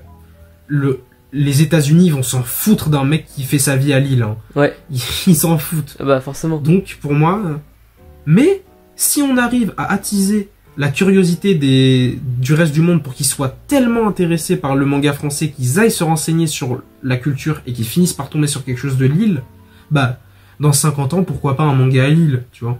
Ok, d'accord. C'est intéressant, c'est intéressant. Voilà. T'as un avis bien défini. C'est ça mon point de vue. T'as un avis bien défini sur le sujet, c'est cool. Parfait. Bon, je pense qu'on va pouvoir conclure le podcast. Est-ce que tu pourrais nous réexpliquer où est-ce qu'on peut te retrouver, tes réseaux, Insta, TikTok? Bah, dis-nous tout. De toute façon, je mettrai les liens sur Spotify. Maintenant, j'ai réussi. Donc, il y aura les liens sur Spotify, il y aura les liens sur YouTube, il n'y a aucun problème. Mais tu peux le dire à l'oral quand même. Alors, je vais commencer par mes mangas parce que c'est le plus important, plus que mes réseaux. Shifting Eyes, vous pouvez le retrouver sur internet. Vous tapez juste Shifting Eyes sur internet, vous allez trouver direct. Il n'y a même pas besoin d'aller sur Mangadra, vous tapez juste le nom. Kabuza, vous pouvez juste aussi taper Kabuza, K-A-B-U-Z-A sur internet, vous allez tomber pareil dessus. Eggman, juste ici, vous pouvez le trouver sur le site de Konkuru.fr, donc Konkuru avec des K. Et enfin, pour mes réseaux sociaux, Kariko Semo partout. Voilà. C'est simple. Voilà. Kari-du-bas, Kosemo, partout. Kosemo, K-O-2-S-E-M-O. Voilà. Ok. Et je dis ça parce que ça se trouve, à l'audio, ils vont pas bien voir la... Oui, forcément. Et je le ressouligne une fois, mais je t'assure que quand tu prends la planche de Shifting Eyes, ça fait vraiment manga pro. Déjà tout à l'heure, quand tu l'as pris au début du podcast, je me suis dit, punaise, de loin, parce qu'après, du coup, quand on se rapproche, on connaît, on sait que c'est toi qui l'as fait, mais de loin, je t'assure que ça fait vraiment manga pro. C'est trop bien. Ah bah, ça fait plaisir. Voilà. Ça fait plaisir. Bon, merci de nous avoir écoutés. Petite excuse, si jamais vous voulez. Pour ceux qui regardent la version, je pense que je peux vous retrouver une planche originale de Kabuza ou deux. Je sais pas si je vais retrouver ça tout de suite là. Ah vas-y, si tu la retrouves c'est cool. Sinon au pire, voilà, plus tard, mais je crois que ça va être un peu galère. En fait j'en ai plein. Si jamais tu l'as pas, tu me l'envoies, je la rajouterai. Hein. Ouais, c'est bon, t'inquiète, j'en ai pas mal. Ah. Waouh, j'ai tout ça. Bon, je vais évidemment pas tout montrer, mais il y en a beaucoup là. Il en reste dans le tiroir. Ça, à la base, c'est à quoi ressemblait Kyoshi. Voilà, il avait une coupe au bol, le mec. Donc voilà, pour ceux qui... voilà, et ça, c'est à quoi ressemblaient les gardes du début. Donc ça, c'était mes premières planches, entre guillemets. Une à l'aquarelle, enfin bref. Voilà, c'est juste pour ceux qui regardent la vidéo, comme ça, on sait jamais. Voilà, petit privilège pour ceux qui sont sur YouTube. Petit privilège, voilà. Parfait. Je t'en montrerai plus ou sur Insta si jamais vous voulez. Ouais, je suis curieux. Voilà. Je veux bien. Nickel. Bon ben merci pour l'invitation. Je te vois plus. Ah moi ça a bugué aussi un peu mais c'est pas grave. Ah ok. Bon, on va quand même pouvoir conclure. Même si je te vois plus, c'est pas grave. Ah c'est bon, je te revois. Et je vois la planche aussi. Enfin bref. Oula, tu bugs de fou. Bon. Ah ouais. Bon. Tu m'entends? Oui, moi je t'entends. Ok, parfait. Bon, merci à tous d'avoir écouté le podcast. Trace ton trait, ça va essayer d'être fait une fois par semaine. Voilà, pendant les vacances en tout cas. J'ai pas d'excuses. N'hésitez pas à m'envoyer des messages en masse si jamais je n'en sors pas. Mais normalement, je vais essayer de caler ça tous les dimanches. N'hésitez pas aussi si vous avez des idées de personnes que je pourrais inviter. Ah, je vois que tu montres encore tes planches, c'est cool. Si jamais vous avez des personnes que vous voudriez que j'invite dans Trace ton trait, dites-le moi en commentaire. Voilà, c'est intéressant. Merci. Merci encore à toi, Carrie, d'être venu. Vraiment, c'est super cool. On a bien discuté. Merci à toi, Anto. Et on a appris pas mal de trucs sur l'univers du manga plus approfondi que d'habitude. Donc, vraiment, c'est top. J'aime bien parce qu'à chaque fois, il y a tous les artistes, ils ont leur petite spécificité. Et enfin, vraiment, c'est top de découvrir plein d'univers comme ça. Et moi, c'est top aussi de découvrir la chaîne, découvrir le podcast. Donc, franchement, je suis très content aussi, les gars. Et merci de m'avoir écouté pour ceux qui, ça se trouve, sont arrivés jusqu'au bout de cette de ce podcast. Ah, mais il y en a très très peu, hein, là. Là, je pense que vraiment, oui, c'est les gros fans. Je pense qu'ils sont 10, à peu près. Là, ça fait 1h36. Merci. Mais attends, mais celui de Boone, il fait pas 2 heures? Celui de Hugo, il fait 2 heures. Après, j'en avais... du coup, celui avec Tini, qu'on n'a pas pu sortir, il faisait encore plus. Sinon, ouais, c'est... Là, attends, on a fait combien de temps, là, à peu près? 1h16, c'est ça? Non, 1h37. Ah, 1h37, bah c'est cool. Bon, bref. Trace ton trait, c'est tous les dimanches sur Spotify, sur YouTube. Allez l'écouter sur la chaîne YouTube dédiée à Trace ton trait et non sur la chaîne Antodro. Parce que dans 3 ou 4 podcasts, je les mettrai plus du tout sur Antodro. Voilà, je vous fais des bisous. Encore merci à toi, Carrie, d'être venu. A plus.